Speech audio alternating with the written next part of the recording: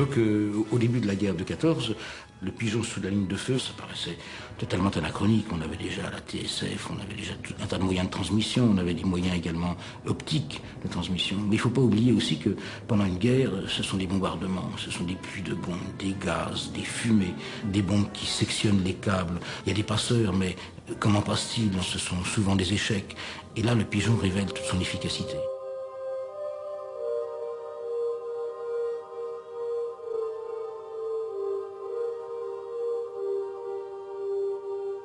En février 1915, après 5 mois de guerre, il est demandé à un colombophile du Nord, M. Leroy-Béhague, de mettre en place l'organisation d'un service de pigeons voyageurs. Le 31 juillet, le général Mazel rend compte des premières expériences dans son secteur. 128 pigeons ont été lâchés, aucun ne s'est perdu. 4 pigeons ont été lâchés le 20 juillet pendant un bombardement très violent à Reims. Ils ont accompli le trajet de Béthenay à Reims en 8 minutes. Et il conclut: ce mode de liaison peut rendre les plus grands services pour maintenir les contacts entre les points d'appui considérés et le commandement.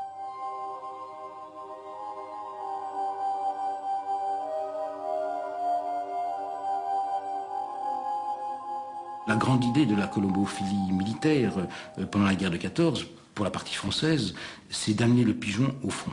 Et amener le pigeon au front, il n'y a qu'un seul moyen, c'est d'avoir des colombiers qui sont juste derrière le front et qui permettent au pigeon de partir, de quitter le front pour aller directement sur ce colombier.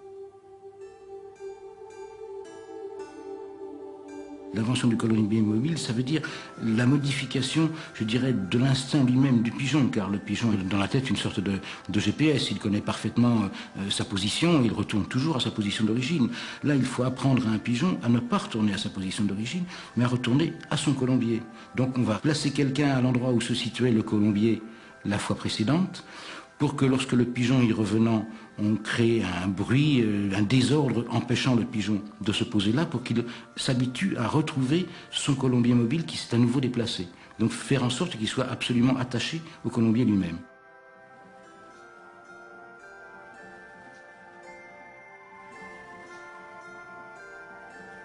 Sur les lieux du combat, le pigeon n'était pas nourri, on n'y marquait aucune affection de façon à ce qu'il ait hâte de retourner à ce colombier mobile.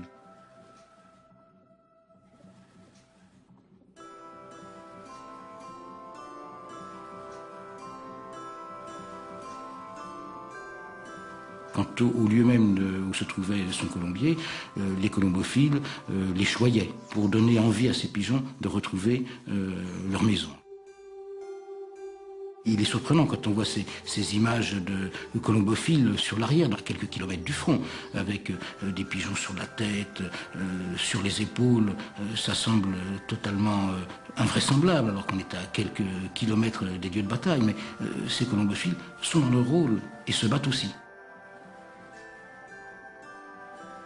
Sur ces cartes militaires colombophiles, on peut bien voir les postes qui se trouvent sur le front où étaient déposés les pigeons, et à l'arrière, alors, tous les types de colombiers, que ce soit automobiles, remorques ou fixes, mais qui se trouvent toujours, tous, à côté d'une ligne téléphonique.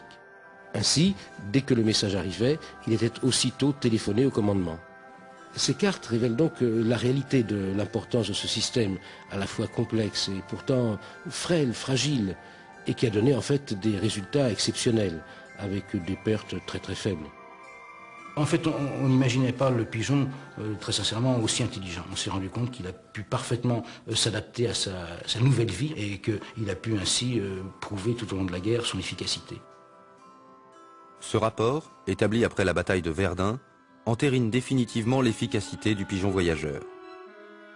Les liaisons téléphoniques sont toujours interrompues dans la zone des attaques. Les renseignements transmis par coureurs parviennent avec de grands retards par suite de l'état du terrain et de la violence des barrages. Les signaux optiques obscurcis par la fumée et la poussière demeurent souvent inefficaces. Les observations aériennes, dans de nombreuses circonstances défavorables, ne parviennent pas à fixer le commandement d'une manière suffisamment précise sur la marche du combat. Seuls les pigeons voyageurs fonctionnent régulièrement, en toutes circonstances, et malgré les bombardements, la poussière, la fumée ou la brume, apportent dans un délai relativement court des précisions sur la situation des troupes engagées.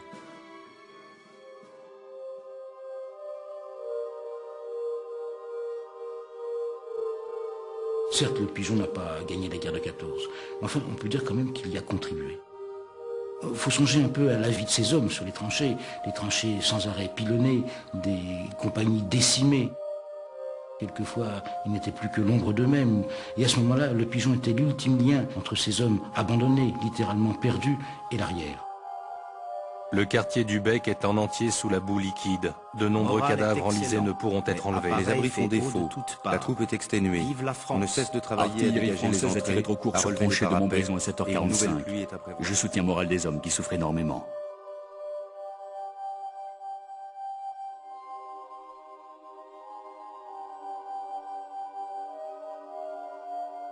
Tous les messages que ramèneront ces pigeons du front sont très révélateurs de la misère, de la détresse dans laquelle se trouvaient ces gens-là. Alors, bien sûr, on a des messages d'information militaire, mais on a aussi des messages de désespoir, des messages d'adieu même. Mais souvent, lorsque le message arrive au colombier, il faut se dire que celui qui l'a écrit n'est déjà plus là.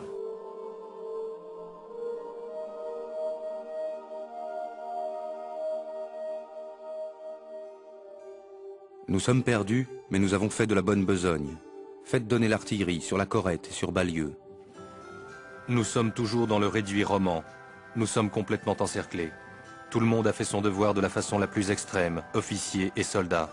Il ne reste plus que le quart de l'effectif. Nous tiendrons encore une demi-journée.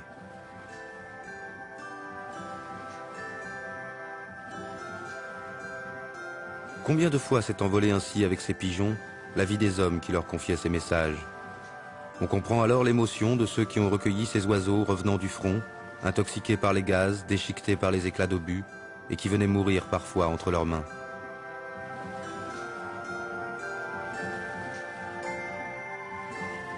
À la fin de la guerre, certains ont connu la gloire. Ils s'appelaient Cher-Ami, Moquer, Vaillant, Wilson, Loulou, ou bien 617-10, 107-15, 524-15. Ils seront décorés, fêtés, empaillés. On construira des monuments pour fêter ceux qui les ont élevés et entraînés, et pour célébrer les vols glorieux de ces oiseaux et leur entêtement, malgré les pires horreurs placées sur leur chemin, à revenir encore et toujours à leur colombier.